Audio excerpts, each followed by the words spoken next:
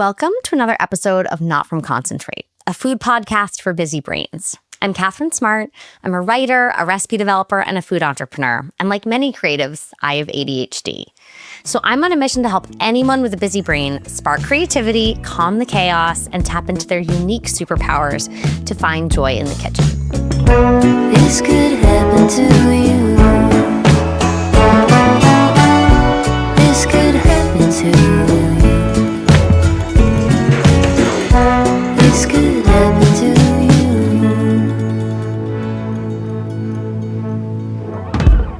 On today's episode, I'm chatting with award-winning chef, entrepreneur, author, and TV host Vivian Howard. And honestly, you guys, I'm a little starstruck. We chat about her new show on PBS, Curious Kitchen, on craving personal connection and in-person events, and on doing creative work with ADHD. We talk a little bit about how she wrote her first book. I didn't actually ask her for too much cooking advice because she has great cookbooks and TV shows for that. I wanted to talk to her about her career path, her life in rural North Carolina, and why sauerkraut and having a good cry are both supremely underrated. I wanted to take a moment to tell you about the Not From Concentrate newsletter on Substack. Subscribe for free to stay up to date on new episodes and get access to giveaways and bonus content. I also want to give a special shout out to my paid subscribers who get new, wildly delicious and distraction-proof recipes delivered to their inboxes every month, as well as essays and tips for cooking with a busy brain. Plus, paid subscribers get access to my full recipe archive. Head to catherinesmart.com to become a free or paid subscriber, and thank you for supporting the show. Hi, Vivian Howard. Welcome to Not From Concentrate. Hi, how are you? I'm well, thanks. How are you? I'm great. I mean, I have a little cold, as you can probably hear, but I'm good. I've got a blanket wrapped up. You're getting cozy. I have my lemon water for my cold right here. So cheers. Well, I have my Diet Coke for not my cold, but cheers. Well, I did plenty of caffeine before that. I really appreciate you taking the time. You are a busy woman. Before we even start, I have to fangirl out a little bit. So I used to cook on Christopher Kimball's Milk Street. And the year that I got hired was right after your Deep Run Roots came out. And I was, I'd already loved your show and I was losing my mind. And I've just always followed your career as someone who, has worked in food media and was involved with PBS. It's really fun to meet you, and congrats on your new show. How exciting. Thank you. Thank you for saying that too. That means a lot. You have so many projects, Vivian, and I was trying to think about how to kick this off before we get into the new show, which of course I want to talk about. And I was listening to some of your interviews, and I heard you say, I actually wrote it down because I wanted to not mess it up, but I heard you say that your parents didn't really know how to relax. And then that was something that you struggled with. And my mom comes from a farming family. She's terrible at relaxing, and so am I.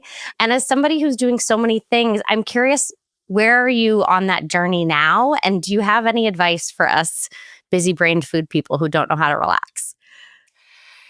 Yeah, well, I figured out how to relax. I still feel a lot of guilt around it, and I'm working on that. But it's not obvious to me, actually, how to relax. But, to me, in some ways, like cleaning my house is relaxing. Like folding clothes when I'm watching something, that mitigates some of the guilt that I feel for binge watching things, which is a way that I've learned to relax. But what I've learned is I'm very much like, I like projects. I like doing things. And that's like relaxing to me. Unfortunately, I'm 47 years old. I don't think I'm going to change this about myself. Like if I go on vacation, I know that I'm going to have a better day if I do a little bit of work in the morning. It just like grounds me and makes me feel like I've earned that relaxation. I know I don't want this for my children or anyone else, but it is the way that I'm programmed. I mean, as you said, I have had a lot of projects. I've done a lot of things, and I still lie to my dad about like I have to have a reason to go on vacation. Like it has to be work related. Guilty as charged. Yep. Yeah. Well, there are so many projects. Let's start with the newest one, which is of course Kitchen Curious. Such a cool format. I've been hoping for something like this for a long time, and it's such a great mashup of journalism and like your warmth and your community, and then some of that stand and stir that I think a lot of us still find really soothing, even if networks don't want to give it 30 minutes anymore. So could you talk a little bit about the inspiration behind Kitchen Curious and how you landed on that format? Yeah, well, so I was the center of a chef's life for 7 years, and that kind of happened by accident, what we were doing, and that it really became, following my work and my life and my family. And people loved that. They loved like this inner, this very intimate look at my life and work. And I get it. I get why that was really compelling. But it was not something that I could do forever. The line between like what my life was and what my TV life was really blurred. And so I really wanted to continue, like, the times that I had the most fun on the show were when I was learning something and it felt like honest, and I was exploring when the viewers were exploring. And so Somewhere South was like my attempt to do that, to really turn the lens outward and really be a student and learn from others. And I loved making Somewhere South. It's like the thing that I'm probably most proud of. But the feedback from a lot of our fans was, we want more of Vivian. We want to know like what she at least thinks about this. And so I wanted to blend some of like a traditional cooking show with like some real information and some of that like entertainment, like investigative kind of reporting. And, I find that my attention span is a little shorter than it used to be, perhaps. And I often watch cooking shows and I'm like, this would be great if there was like a little bit more information about why or how or what's the purpose of this. And so the thing that I really liked about A Chef's Life was that we always had a formula. Like every episode had me in the restaurant doing something. Every episode had a farmer or producer, and every episode had a traditional storyline, traditional cooking. And so I was like, in doing Kitchen Curious, I was like, okay, we're going to have these 3 compartments. And one of them is like, I want to go to the grocery store with the nutritionist, because the last like 5 years, I've been scrolling on, social media like everybody else. And it's like, everyone has an opinion on what you should eat and why and when. And I emerged just really confused. And I felt like if I was, then other people at least should be. So yeah, I wanted to do something that I wanted to do and that I felt like I could actually learn from. And I wanted to have something to say that was valuable. When you guys were talking about gluten in the car, you should have heard me. I was like, I was watching full disclosure in my bathtub, like on YouTube, and I'm like, yes, thank you for clarifying. Like my co-founder in my old company had celiac, and she desperately missed gluten, and it always bums me out when people think, I'm like, yeah, gluten is not good if you can't have gluten, but if you can, like, why are you torturing yourself? Why are you torturing you? The pasta question, it's like, everyone wants to know, is it worth it to eat the whole grain pasta versus like the good stuff? I mean, is it really worth it? No, it was 2 grams of fiber, and we can add some leafy greens and call it a day. Exactly. Well, it was cool to see you in the grocery store. And I also, another moment that I really enjoyed was when you took the white egg and you were like, hey, I'm calling this out. I'm using a white egg because people think there's a difference. And it feels like you're really making an effort. And of course, I love everything farm to table. I love all of that. But it feels like you're really making an effort, as you have said, to meet people where they're at and like help people navigate what they are working with. So how did you land there, and like why did you feel like now was the right time to be in the Piggly Wiggly looking at, box pasta instead of, maybe some of the foraging and more chef-centric stuff you've done in the past? Well, because I mean, it goes back to like kind of the reason that I wanted to stop making a chef's life is because what started out as something that was really highlighting my work and my life and my community and all of our traditions, it had in some ways become too precious to me. Like it was like too aspirational. It's not really how I live and how I cook at home, how my kids eat.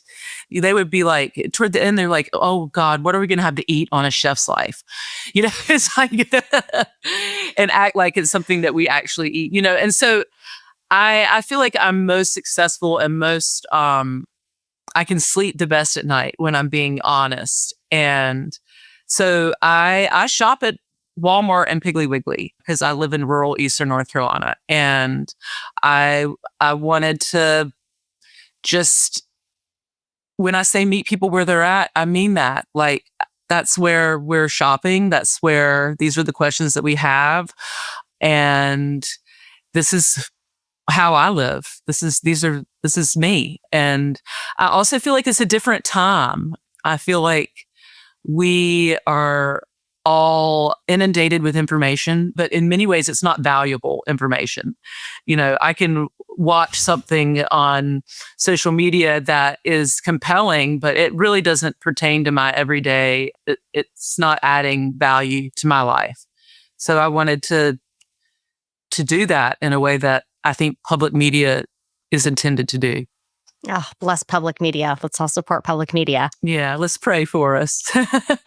So another question about kind of your real life. One of the reasons I mean, I love your work, and I think a lot of people do, is it's not all celebrity chefs. It is the guy who's selling the vintage cast iron and knows what he's talking about, or it's the farmer or the forager. And I've been lucky. I grew up in rural New Hampshire. I've been lucky to have people like that in my life. I'm in Boston now.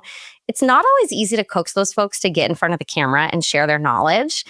And you're so good at it. And can you talk about what that's and like how you cast those moments and how you bring those folks into the fold? Because it's so wonderful to hear their perspective and shine the spotlight.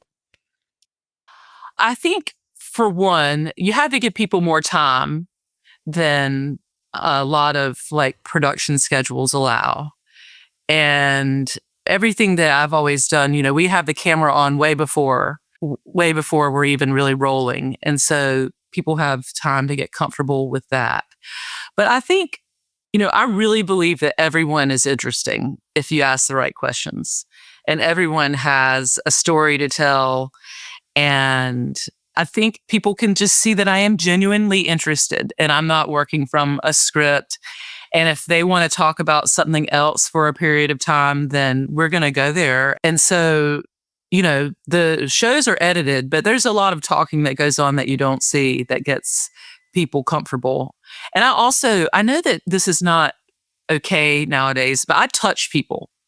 Like, like just, I like it when people touch me, not everyone, but just like this, it's going to be okay. It's human. It's just, it's human. And it just makes you, it's intimacy. I don't know. And looking them in the eye. And I think people can just tell genuine interest. And I also know that I'm more successful when I'm talking to people than when I have to just pontificate to camera. So I'm grateful to have someone there with me. And anything that comes out of their mouth is something that doesn't have to come out of mine. So when you said that to Dan Pashman in that second episode, when you're like, he's doing all the talking, so like I don't have to. I can just eat my pasta. It's like, this is so great. At the end, you make that pasta bake, and I am a huge sauerkraut fan, and I feel like it is a tough sell. I like it raw. I like it cooked. Can you please tell the people, because maybe they'll listen to you, they're not going to listen to me, about why we should be eating more sauerkraut? Well, I mean, I literally wrote a whole chapter in a cookbook on, the chapter is called Can Do Kraut. And it's like, you can make your own kraut and you should be. And I'm with you. It is a hard sell. Every time I bring it up, people just crinkle their noses. But I don't know if like acquired taste is the right way to bring people along, but for me, kraut is like crunchy and it has acid and it is bright and just a little bit funky. It's almost like in the way that hot sauce is more effective than chili flakes. It's almost like sauerkraut can be more effective than like vinegar or lemon juice in a dish because it brings texture and intrigue, and it's never so in your face. I think people think it's like off-putting and smelly, but I mean, I just can't sing its praises enough. And on top of that, like every time I eat some, I feel good. I feel like I've done something for myself. Yes. I think it actually makes us feel better. And there's a little smug, like, I'm eating my probiotics. Look at me. Exactly. We take all these supplements, a tablespoon of sauerkraut would be just a beneficial supplement. Just think of it like that.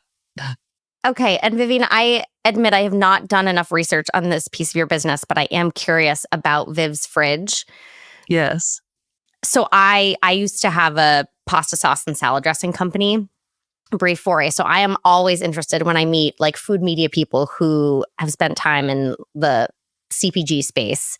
And I feel like fresh food is so hard anyways. And it just looks like an incredible project that you're taking on. And I would just love to hear a little bit about it and like what's going on with that project. So so the fridge is Viv's Fridge is an idea that I had during the middle of the pandemic. Obviously, I live in the middle of nowhere, and the takeout options were just terrible, and my restaurant, which was a destination restaurant, closed, and I realized like, oh my God, I have all my eggs in this one basket. Like if we can't feed people, if we can't have butts in seats, then we can't have any revenue. But at the same time, I'd had this experience with an online bake shop that we started, where we would, like for Mother's Day, we'd make 500 of one cake and just sell all of them and send it. And like that was really lucrative and a way to like cross utilize our restaurant kitchen, rather than building another one. So I thought, why can't I do something like this? So the fridges are meant to kind of support an existing restaurant. It's a way to build revenue without expanding your footprint. So like for years, like a Chef and the Farmer's only open at dinner. So I have all these like talented chefs that eventually don't want to work at night. And, how can I have them like graduate to daytime work without opening a bakery? How can I utilize my kitchen and build revenue in a time when we don't have customers? So these are the fridges are a way to do that. So they're these standalone fridges where you swipe your card and you open the fridge and everything you take out, you paid for. And we do sides and entrees and desserts and things that piggyback off of our existing menu so that it works for our kitchen. And it's just a way to earn extra money without opening another restaurant. And I think it's a format that can work for a lot of restaurants. Unfortunately, it's taken us a while to get to the place of really having findings to share. But I hope to be able to do that because I think, we're all just trying to figure out ways to make our bottom line a little more appealing. And in many cases, when you're a successful chef or restaurant, you open another restaurant, which just kind of is diminishing resources that you have. And so how can we make the most out of the resources we've already invested in is my goal. And you still have that tiny margin. And I mean, it's never been easy to be in the restaurant industry, but just, speaking to my friends, it just feels like it's really never been more difficult to be in the restaurant industry. Yeah. And I hate to like go around like singing that from the rooftops because, we're in the show business industry. We want people to come and feel lighthearted and like we're having as much fun as they are. So it really kind of like gets in our way when we talk about how hard it is to do our jobs, but it's the truth. It really is. And, I feel like we're in a reconfiguring of the restaurant industry in a way. We're at this time where it's so hard that we're having to make decisions of how to make it work. And we will figure that out, and we'll have more sustainable, agreeable business models on the other side of it. And it's not just the industry, it's not just the restaurant industry. The media industry is also going through a lot. And I promise I'm not trying to be a bummer here. I mostly am just kind of curious on your take. I mean, we were just talking about we get sucked into the scroll and, people having less attention span and taste changing. What do you see as kind of the future of food media? And also, I guess, to not be a bummer, like what kind of things might you be excited about? For a long time, like coming up, like when I started on food television, I was like, oh my God, okay, so there's only one way to go. It's like up, big, big, big, like you're like a Rachel Ray or like a, whatever. But I don't think that that's like where I think that we're going to be much more compartmentalized. And I don't think that's necessarily a bad thing. I think it gives people the opportunity to have their own platform and for us to seek more nuanced interest out. But for me, the media that I'm most interested in pursuing in the next part of my life would be in-person things. Like I bought this little church at the end of my driveway in here. And in the back is the studio where we film Kitchen Curious. And in the front, where the sanctuary was, I want to do like story slams, like The Moth, where, we bring people together to tell stories around a theme, but then we can broadcast that out into the world. That's incredible. I had the church on here because I'm also like a sucker for old buildings. I live in like a dilapidated Victorian I'm slowly putting back together. But that's incredible. The whole live event. I'd buy tickets to that, Vivian. That sounds phenomenal. When's that happening? Well, I think that that's what we're all going to be wanting, is just to be in front of people in a place that feels safe, if that makes sense. I did these for a couple years. I did these events called Weekend with Vivian's. I was getting divorced and I had to earn money. And people, it was a weekend where 15 people would come and spend the weekend with me on this island, and we cooked and just had a grand time. And all those people made lasting lifetime connections. Like they have little reunions where they come to events that I do. And we were all there based on a common interest. And so there was always a safe place to talk about, it was, I don't know. I think that everyone was like, this was so much more than I expected. And everyone was also nervous about being in front of new people in this time. And just the power of that is something I want to tap into.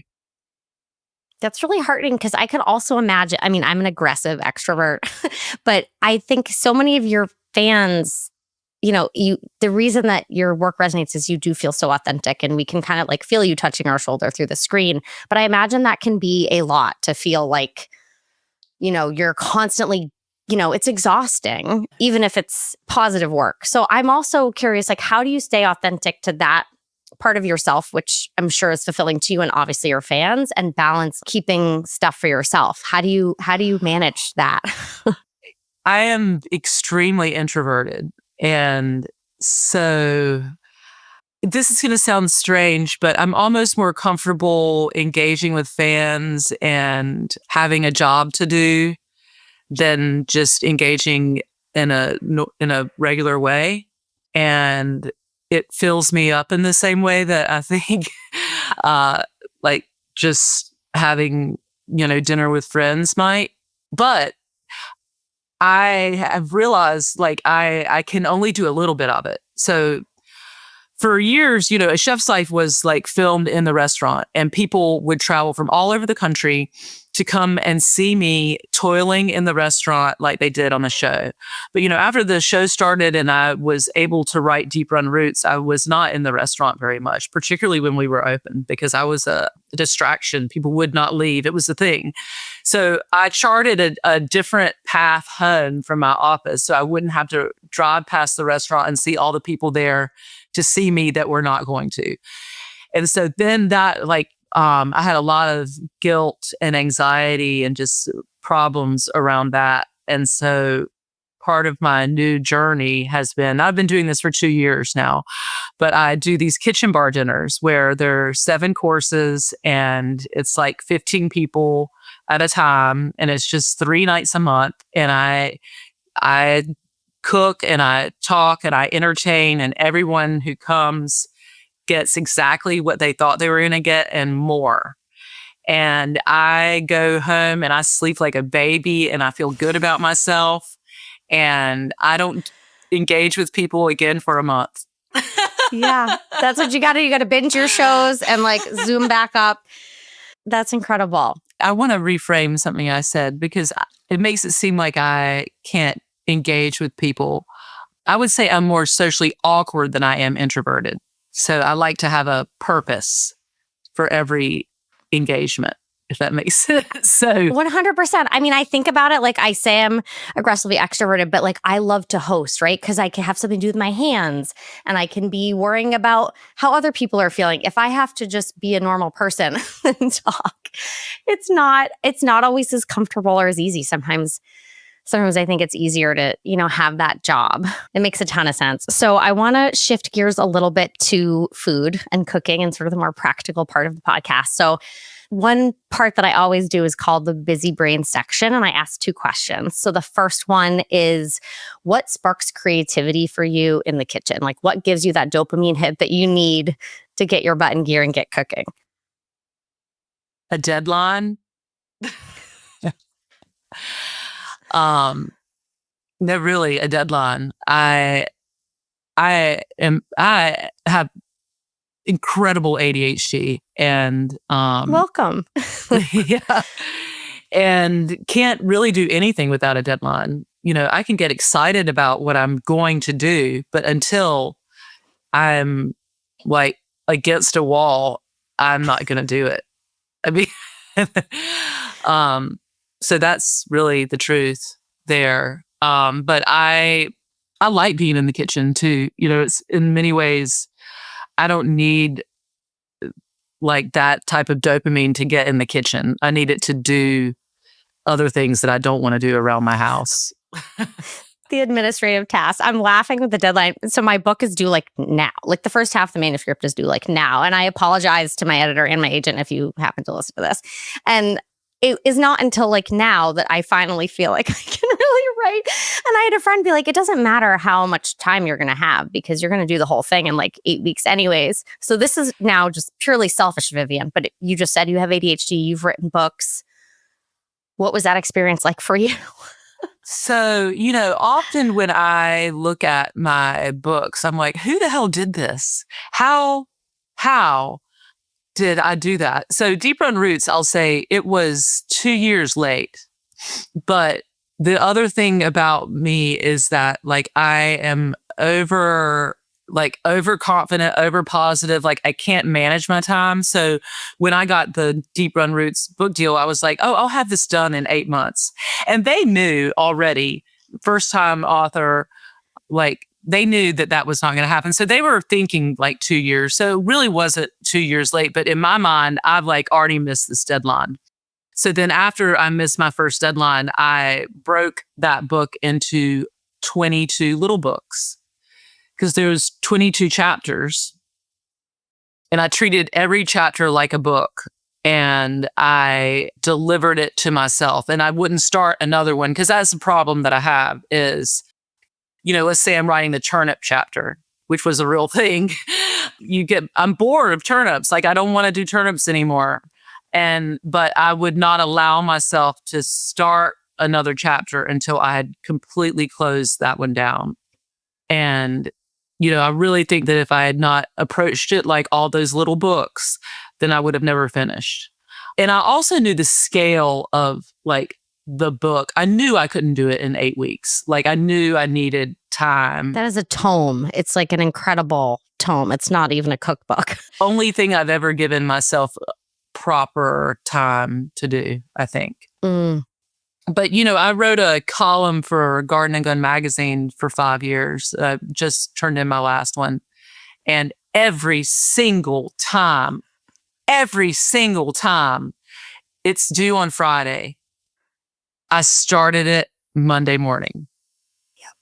Yep. I used to write a recipe column for the Globe, and I did the same thing. And, I'd get a text from my editor, and she'd be like, how's the column coming? I'm like, just a little bit more. And I'm like, starting.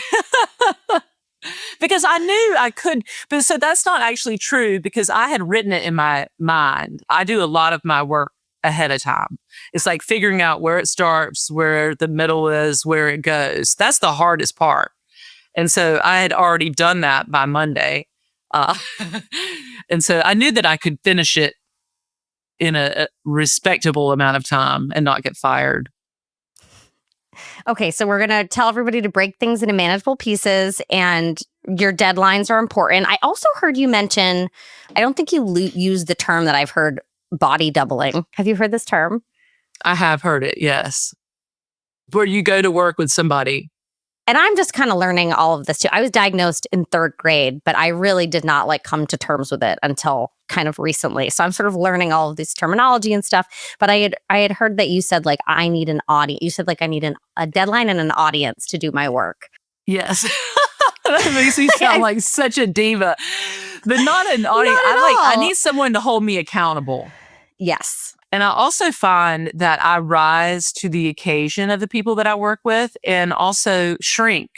If I'm working with a production company that's great and they're really showing up and really impressing me, then my work is even better.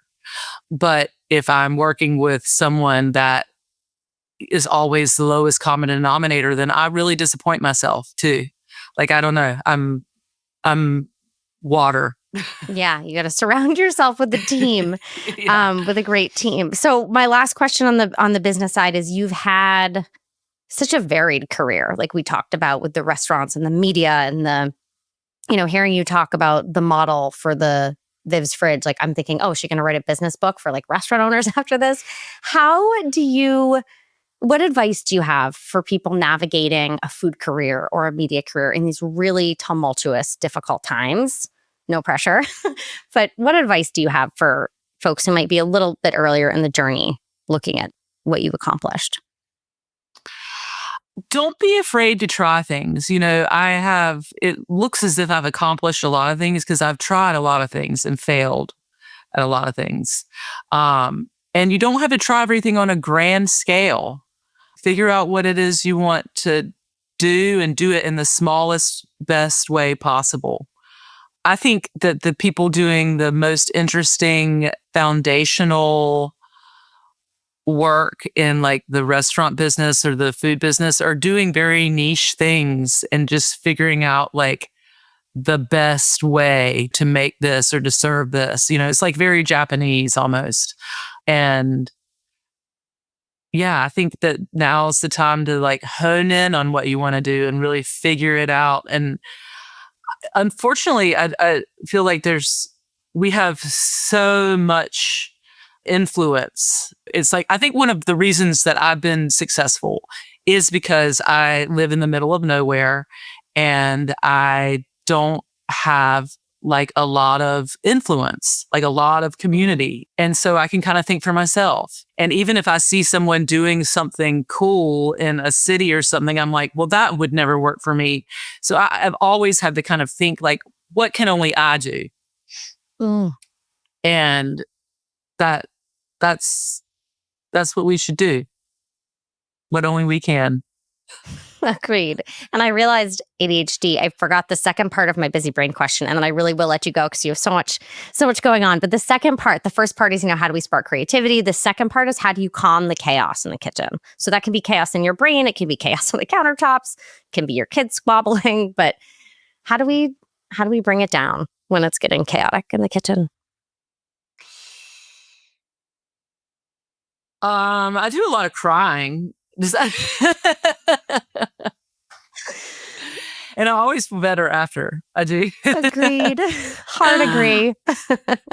I also, this probably will not apply to a lot of people, but I love spending time in my car. And that's either driving because I live in the country, or I will straight up sit in my car in a parking lot for 40 minutes, take a nap there, put my seat back. I feel like that's a mom thing. Me and every mom. And I remember my mom doing it. And yes. It's just such a mom move. It's exactly. It does. It does. It does.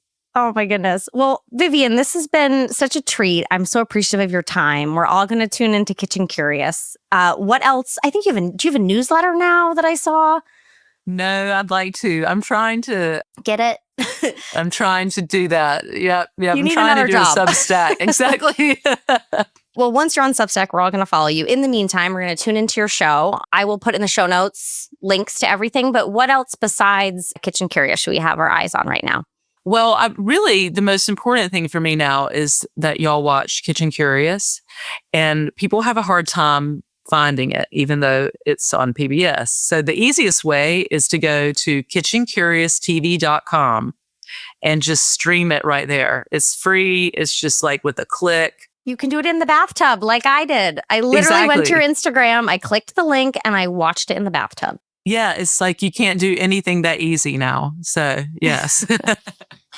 And everyone can get it because it's on PBS, which is wonderful.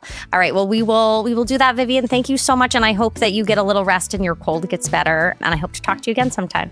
Thank you. You too.